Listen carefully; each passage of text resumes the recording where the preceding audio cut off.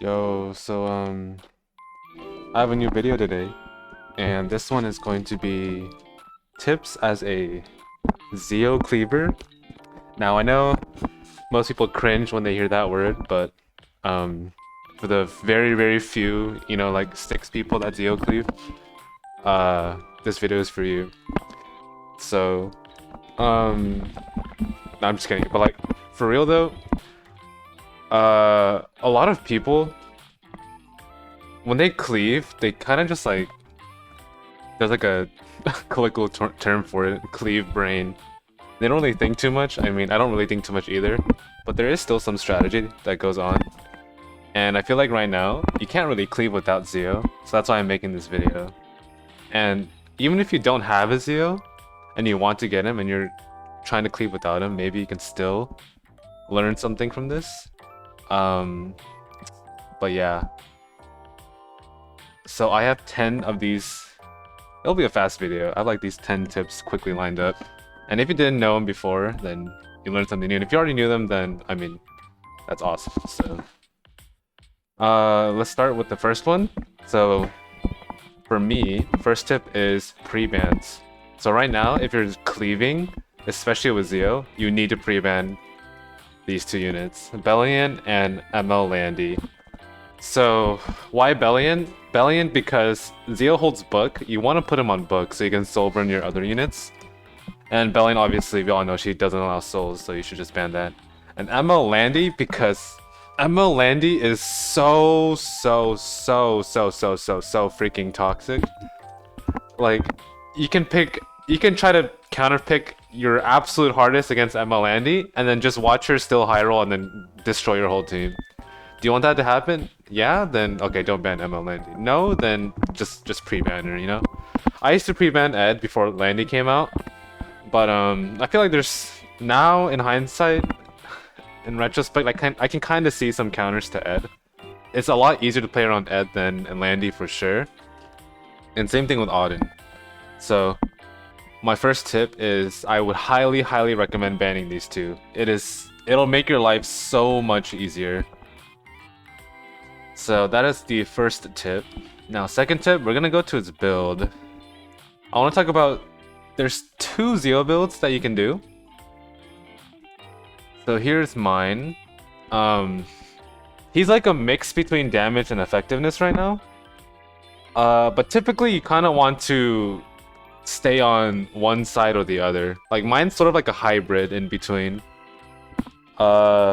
So the 2 builds I'm talking about is the full effectiveness build and the pure damage build.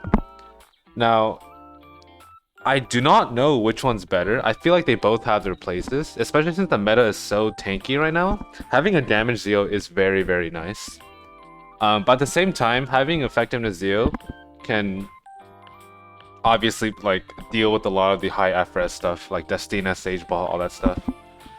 But in counter to that, there is a unit, I'll get to her later, that can sort of do that job for you, where you don't need to have a shit ton of effectiveness on Zio.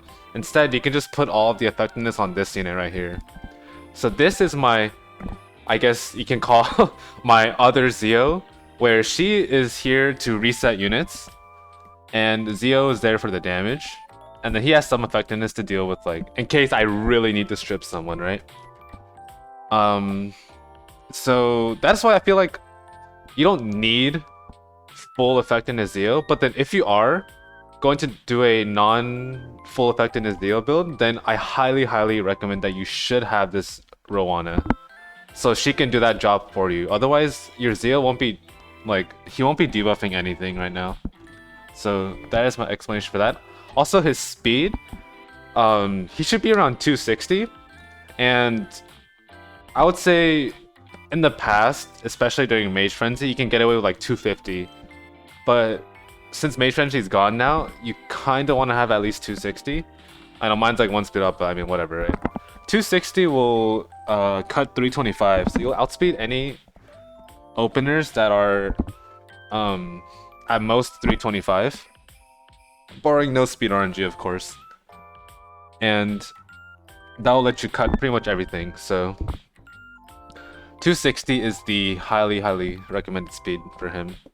And then obviously 50 crit rate, some crit damage, and some attack. Bulk, I don't really care too much about his bulk because, like, you're cleaving, right? Like, he can tank one hit and then he'll die. And then, but usually, like, a cleave game right now in this tanky meta won't last maybe more than like 10 turns-ish. So, I mean, he's gonna die within 10 turns anyways. He can take one hit and then he'll die, right? Which is like enough for him. If he can get one deify S1 in on a defense broken target, then I mean he's done his job. So that is his build. Now I'm gonna talk about his activators. Now I already mentioned some of them, but if you're gonna Zio Cleave, if you want to have an optimal Zio Cleave, you should have 4 of the units I'm about to name. So number 1 is Requiem Rowana. Now why Rowana? Rowana is, I would argue, is Zio's best activator. And the reason for that is because Rowana does what Zio wants to do, but does it in AoE. So she pushes back and increases cooldown. So she's like a Lua 2.0 that also pushes back and does AoE damage, which also activates your AoE units like Astromancer and Summertime and stuff like that. So she has a lot of versatility. I've been using Rowana so much in this season. She deals a lot with stuff like Sage Ball, stuff like Ocean Breeze, stuff like Destina. Usually stuff that Ran cannot really deal with. And in the past, it used to be, if you're cleaving with this sort of draft, in the past, Sage Ball and Ocean Breeze would be instant bans because they would always just somehow find a way to cut your team. But now with Rowana, if you have Rowana, if you pick Rowana, Ran, and Politis, those 3, which are a pretty good core already together, then you can just let Sage Ball, Ocean Breeze, and Destina all through. Because no matter who they ban between the 3, they won't be able to get a turn in. Assuming you have an effectiveness Rowana build. Do not build attack on Rowana. You're going to be very, very disappointed. My build is all effectiveness and some FRS so she can resist Edward, and then I put the rest into attack. Like, you don't need like 5k, 6k attack on Rowana. You just want to have as much effectiveness as possible so she can reset the units that you want. And her Soulburn is actually very godlike. I don't know how many times I won because she Soulburned a Karina, defense broker, or Soulburned a Destina, defense broker, and I won the game. Like, obviously because she's dark, she has no elemental weakness. So having a Soulburn is pretty much guaranteed defense break for 2 turns, and that is so cracked. Especially when she's cycling super fast with units like Zio and Ran in front of her. So Rowana is I would argue is a must-have for if you're Zio cleaving. She is so good. And she's also a mage, so she can hold this broken artifact, so you can Soulburn your other units. So all in all, it's like, this unit does pretty much everything. I don't really understand why people say she's bad. I feel like she's super strong in what she does, and that's being a Zio activator. Obviously, she can't really be used in aggro, but in this sort of cleave draft, I feel like Rowana is insane. So anyways, I kind of talked too much about Rowana. So the next one is Jacko. And obviously Jacko, everyone already knows how to build Jacko at this point. Just lots of damage. Maybe around 215 to 220 speed-ish. That'll cut maybe around 315 speed. So this speed works out for me. I don't want her to be too faster because I don't want her to cut my Ran in some scenarios. I want my Ran to still go ahead of my Jacko. So that's why she's tuned down like this. But she's really good still. I would just be careful against Karina drafts because her versus water is a bad time. But besides that, my damage build is pretty bad right now as it is. You can probably get a much better damage build if you put better gear onto her. But her damage right now for me is still okay. She just can't really break through the tankier stuff, which is why I don't draft her too much. But I know that a good Jacko build can easily break through all the stronger stuff, so yeah, I would recommend having a Jacko as well. Now the third unit is green Euphine. This is I guess you would call this pre-Jacko buff. Like this was Jacko before her buff that like you had to use with Zio. So originally when Zio first came out, he only had one activator, and that was Euphine. So that's why if you saw the very old Zio videos, it was all just Zio Euphine Cleave because no like Jacko wasn't buffed at the time. Same with Little Queen, or not Little Queen, what's her name? The Shark girl, the Blue Charlotte. And then as well as Rana wasn't out yet. So you were just stuck with Euphine. And then you would just activate her off of this S3 right here since Zio would silence. She's a bit outdated now. You don't really need to pick her because there's Jacko and Roana. But her one usage case is versus Karina. Since she's green, she can one-tap a Karina if she's silenced. And this is like with this, like if she S2, S3s, Karina fucking dies. And this is with this damage build too. My Euphine has no damage, but she's still able to one-tap a Karina. So that tells you how strong Euphine can be, even with a better build. Yeah, but she's sort of outdated now. She's a lot harder to build than Jacko as well, because you need way more speed. As you can see, I'm almost damn near 250, so my attack is so low. So just be careful about that. And then the last unit, I kind of already alluded to it. Oh my god, wait, where's my Summer Charlotte? Whoa. Okay, so before you flame me, actually, you're gonna flame me anyways when I say this. So why do I not have Zio's like probably second best activator? So when her banner came out, I saw that she was a knight, and then I kind of just ignored it. Kind of just like brushed it off. I'm like, whatever. I don't really care. It's a knight. You know what I'm saying? Like, whatever, right? And I know, you're probably pissed off now. But hear me out. Actually, I have no excuse. Yeah, just go ahead and flame me. Yeah, I didn't pull for Summer Charlotte. I should have pulled for Summer Charlotte. She would make life so much easier versus Savior Adin. Zio plus Summer Charlotte is the answer to Savior Adin. So if you're struggling with Savior Adin, then pick those two units together. Since I don't have Summer Charlotte, I have to resort to picking Zio Zahak. But Summer Charlotte will deal with Savior Adin for you. So if you have those 4 units, and you want to play kind of aggressively, then you should try to, like, you know, try Zio cleaving. You might enjoy it, and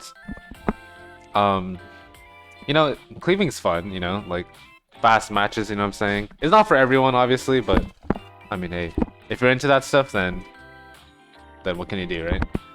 Okay, so that was a long topic.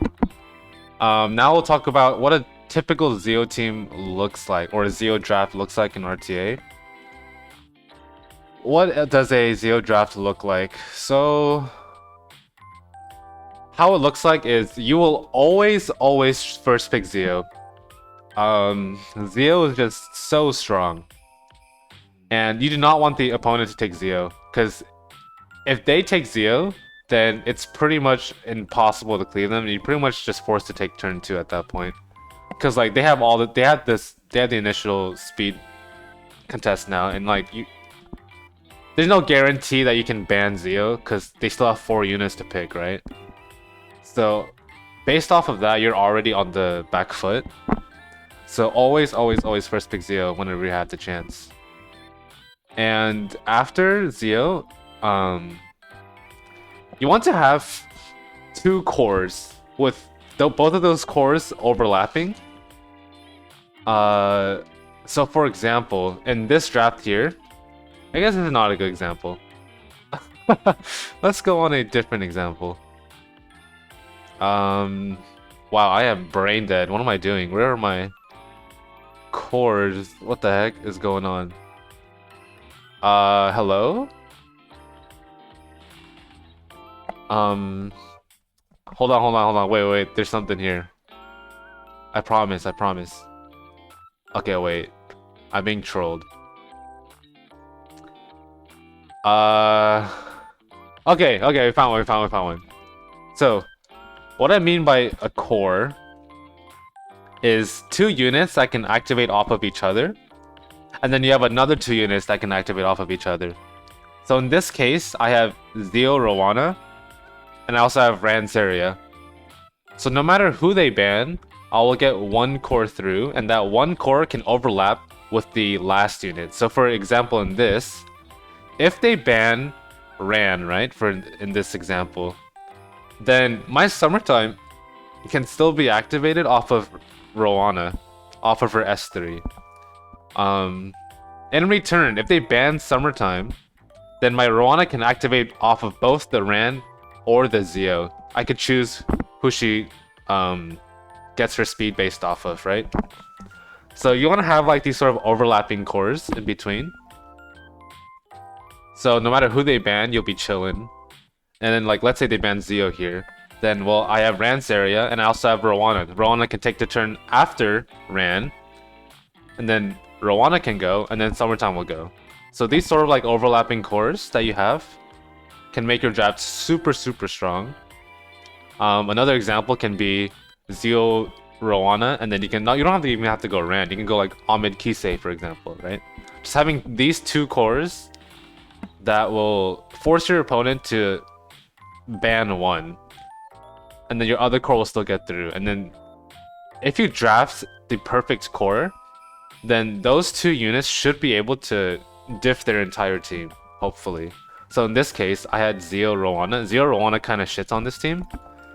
Even though I have a lot of AoE, it might not seem like I have a lot of damage, but I have defense break for Karina, I have defense break for Crow, I have turn reset, I have like fast cycling, my Zio has a lot of damage and stuff like that.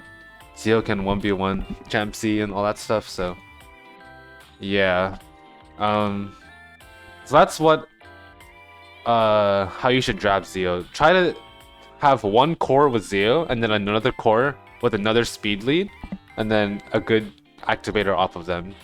So whether it's Ran, Ahmed, Belian, or Peyra, stuff like that. Alright, now this next one is a little bit more specific. So if you are a Zio player, you will understand the pain I'm about to tell you. So if you're a cringe Zio first pick 1 trick like me, you're going to see a draft like this that this guy has just picked just now. So what this draft is called the anti-Zio draft. What it is they pick 3 evasion units and then 2 targets that Zio kind of struggles against. So in this case, gpurg and Saber Adin. And what it's essentially doing is trapping your Zio, so your Zio is forced to like pretty much give them the free win, right? Now in the past, when Zio first came out, this was a big like it was an excellent way of beating Zio teams, first pick Zio teams. But now it's not as good as anymore because Zio has 4 activators now instead of just 1. So it's a lot more flexible on how to beat an anti-Zio draft. Like I guess you can call it the anti-Zio draft, right? So what is the anti-Zio draft? Okay, first, it's pretty gear intensive, I won't lie. You need to have a very fast opener besides Zio. So for me in this case, it's Ran. You need an opener that can outspeed their opener, right? So let's say in an anti-Zio draft, they pick like Lua or Command Alaika or something. You need an opener that can outspeed those units. So that's what you need for 1. Second, you need Politis for sure. If you see them pick Saber Adin or Spectenny, or Saber Adin plus a Guiding Light unit, they're going to play anti-Zio versus you.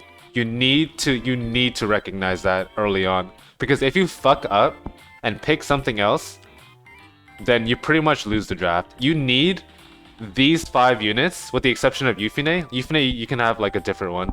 But these 4 units that you see, Zio, Politis, Ran, Summertime, you need these 4 units to fight an anti-Zio team. So having the recognition to know that they're playing stealth early on is very important. So if you're first picking Zio, be on the lookout for Savior Adin, Spectenny, Briar Witch, gpurg, Lua, Command Model, like pretty much all these stealth guiding light units, right? So now how do we beat an anti-Zio team? There are two ways. One, you can either pick Euphine, or you can pick Rowana. So how do we beat a anti-Zio team with Euphine? What we do is we let their entire team through, except their fastest unit. Now for me in this case, it was like I banned Ed because my team was debuff comp based, but usually they would have another speed lead like a Lua here, but you would just ban that anyways, right? So either ban the Ed or ban the fastest unit on their team if you're doing this with Euphine. And the reason why is because we can even go into this match. So no matter who they ban here, they lose the match here. So what Zio will do, Zio, you will push back the gpurg, right? So your Euphine will activate and push all the way up, right? So just like that. Now Euphine, what she can do here is S2, and then even if she misses on the Adin, it's not that big of a deal.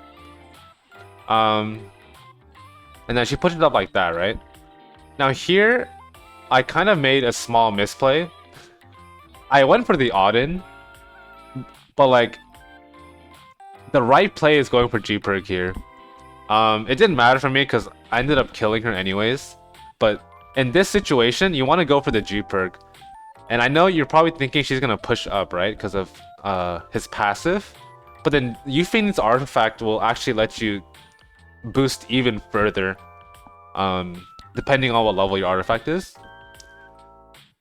Because gpurg will only push 10% because of Politis. Euphine's artifact is like, I don't know what the max is, probably like 12 or something.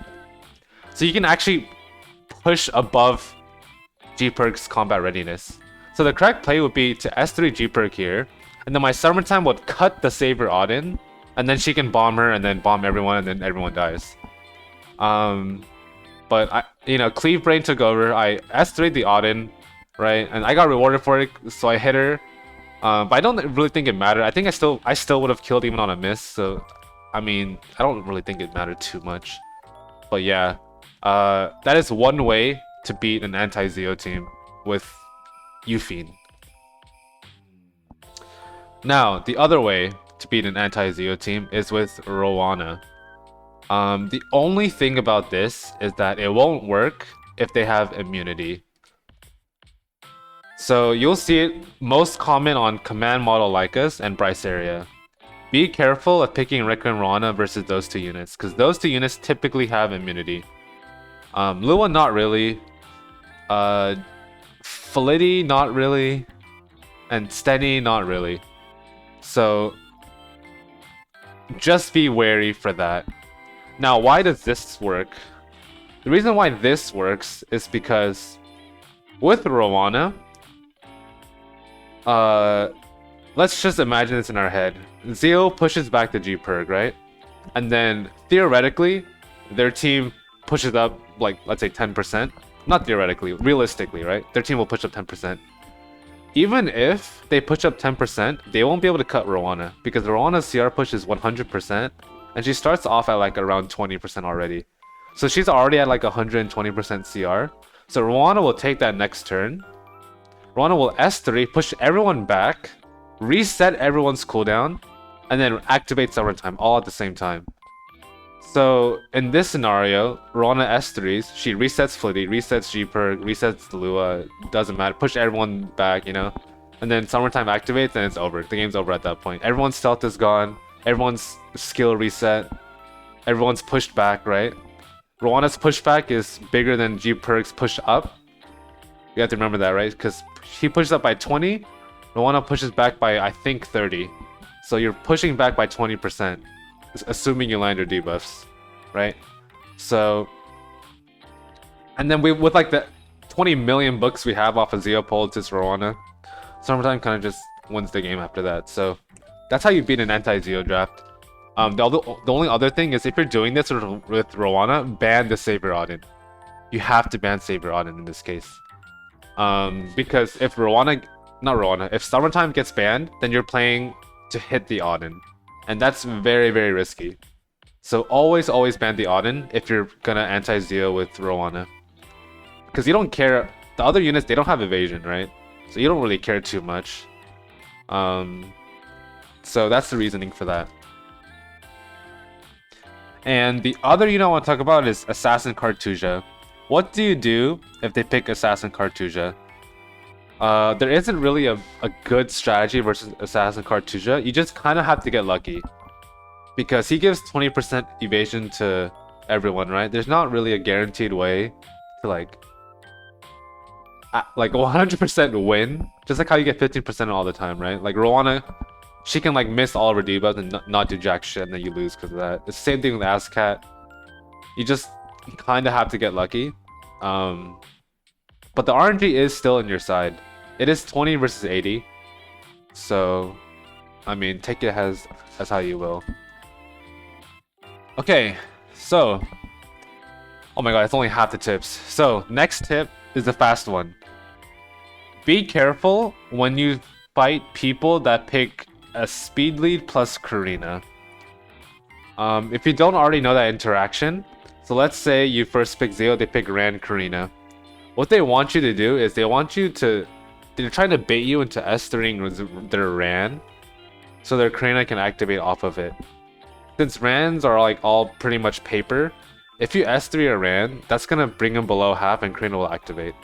So just be careful for that. So if you ever seen a speed lead plus a Karina, that's what they're trying to do with your Zio. Okay, next one. What to do versus other racers? So other speed imprinters as the Zio first pick. This one's pretty simple. Just pick 3 imprints, and then pick a Zio activator. So let's say Jacko or Euphine or Rowana. It doesn't really matter. Just pick any one of them. Now what that will do is that will force your opponent to ban the Zio, right? And then assuming they're playing speed, a typical imprint team will be 2 speed leads plus 3 imprints. So let's say they have like a Ran and then like Para or something, Ran Ahmed, whatever, and then they pick like Sid, Vildred, and then Wanderer Silk or something. That's actually advantageous for you because you now have 3 imprints yourself, and then they only have 2. So with that, you have the advantage in speed. Now, obviously, you need to have very, very fast imprints to do this. You need to have like, I don't know, like a 300 Sid or something to be able to do this with Zio. Otherwise, it's pretty risky. Picking a full imprint speed team with Zio versus other cleavers. And then, so if you don't really have fast imprints, I think you're better off just playing anti-cleave with Zio. You know, like the standard Saber Adin, Karina, Sage Ball, AOL, all that stuff. So, tip number 3. Now, this is a combo I do if you're fighting against very, very tanky players. Now, we mentioned Zio has 4 activators. Jacko, Euphine, Shark Lady, and Rowana. Now, the weakness with all 4 of those is they all struggle into very, very tanky teams. Especially with immunity. Especially with immunity. So how do you beat those tanky teams? What do you pair with Zio? You pair Zio with Alaika. Now, you might be thinking it doesn't really make sense, right? To be picking Alaika. Because obviously she doesn't activate off of Zio. Well, that's completely fine because Alaika is fast enough where she outspeeds all the tanks. So, let's say they have a Karina, LR Kraus, Scarowell, something like that. I guess this team, for example, right?